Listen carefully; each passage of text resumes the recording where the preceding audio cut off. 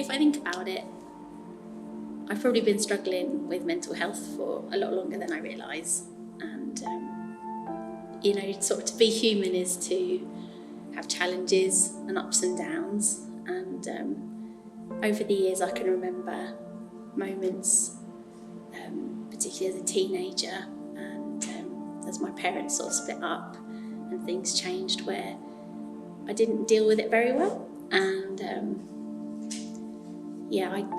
I didn't know how to stand up for myself or speak up, and I would just bury those things away in my head. And I guess if I think about the issues or the struggles that I've had, I think of like a filing cabinet, and you imagine sort of over the years lots of files being put into that filing cabinet, and it suddenly got to the point where I can't close the drawer anymore, and things are spilling out, and it's just become sort of an overwhelming task. And you can imagine the hinges on the filing cabinet are starting to break, and sort of imagine them being asked to sort that filing cabinet out, and it just, where do I start? And I think that's really a good picture of where I was at, and I started to see cracks appear, but I was very good at covering them up. And I think probably it was a couple of years ago, probably 3 years ago now, that I was out shopping in town with somebody, and I just felt it was busy. It was a bit too much for me, and suddenly I felt I couldn't breathe, and my heart was racing, and I felt dizzy and sick, and I genuinely thought something pretty serious was wrong, and I knew I had to get out of there. And a couple of days later I went to see my doctor with lots of encouragement from Dave, she was brilliant. I always remember, you usually get a 10-minute slot in the doctor's surgery. She gave me a full sort of hour and a half, and I know that also she's a Christian doctor, so I felt I could be open with her about everything, and she checked me out. She gave me a thorough checkup, and she told me that I was suffering with anxiety, and that actually it got so bad that I was also then suffering with depression. And it was like the floodgates opened, which was a real release for me. It was like I'd been given permission to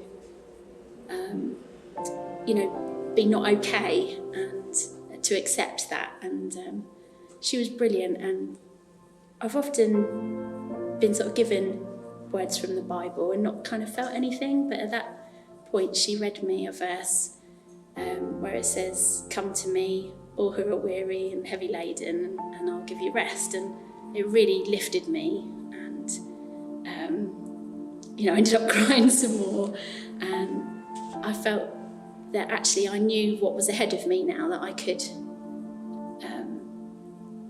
I knew the challenges that I would have to face, but that it would be okay because I knew God was with me in it. And I know that sounds a bit strange to say that God was walking along with me, but I look either side and I can't physically see him, but he was there in lots of little things. And it was, things like people sending me a message who I hadn't heard from in such a long time, or just being allowed to have the opportunity to rest. So the boys might have gone off somewhere for the day, and I would have the house to myself, and little things like that. And so I think I had to I learned to look at things a bit more positively and see those things and be more thankful for those things. And that was really the start of the healing process. I think,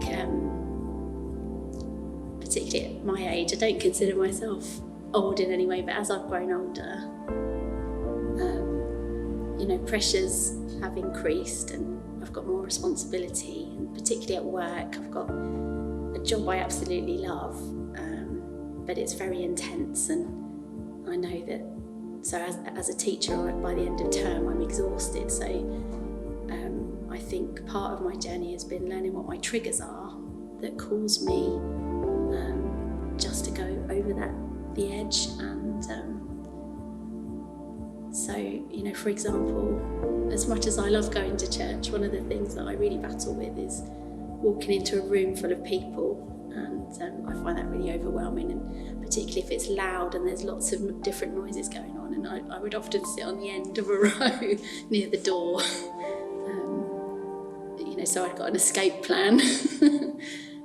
And actually, some days I just couldn't face actually, going, or, some days at work, I feel the same. I know what's coming, and I find it hard to face those things, but I guess because of the experiences that I've had, and with hindsight, I can look back and see where God has been in my life. I think hindsight's a brilliant thing, to be able to just look back and see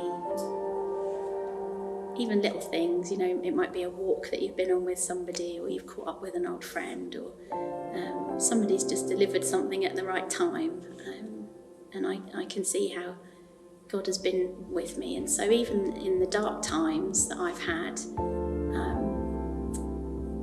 even when actually I don't even want to acknowledge God on some days, and I'm angry with him, or actually I just feel too ashamed sometimes to share with him what I've been struggling with.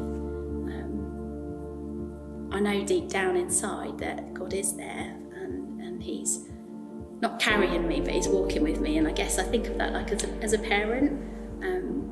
My boys are going through challenges as they grow up, and it's really important for me not to do everything for them and fix everything. They need to learn to do that themselves. And I think I learn more about God through parenting than anything else. But at times I know exactly what my boys need and when they need it. It's not what they think they need sometimes. And, as a parent, I'm really privileged to be able to give that to them. And I think that's what God is like with me. I know that there are times where I think I know what I need. But, God just quietly keeps walking with me. And that can be frustrating as well. But then it's sort of being aware of those moments when God actually does say, right, this is the right time, this is what you need right now, this little bit of encouragement from a friend, or, you can have a break, or somebody's going to tell you you're doing well at something at work and keep up the good work, or that bit of encouragement. One of the things that I absolutely loved was at our church, just at the right time, I'd just been diagnosed with depression and anxiety, and a course called Hope in Depression was advertised, and normally I would run away from things like that, and I just thought, no, I've got to do it, I need to do it, and I really prayed for the confidence to stick with it and go along, and it was so fantastic to be in a room with other people that were in the same boat, and they all had different stories of mental health. Not one person was the same in any way, because we all had our own different struggles, but we felt together and not alone, because we were all struggling, and we were able to share our stories and support each other. I'm super thankful to Liz and her team for running that, and I know it's blessed a lot of people. There were people there that didn't go to church as well. It wasn't particularly Christian or about God all the time.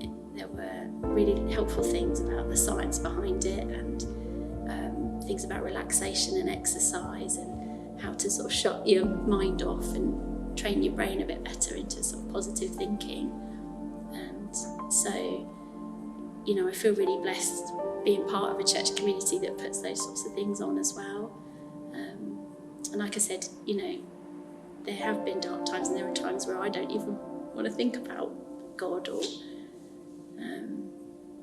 but I'm so thankful he sticks with me and keeps going on my journey, and that really gives me hope that he's there with me, even though I might not be with him.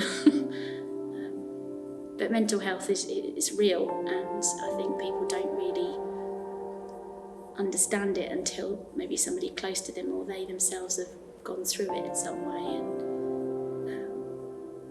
I would just encourage everybody to reach out to somebody who they know is struggling, and encourage them, even if it's a quick hello and a cup of coffee.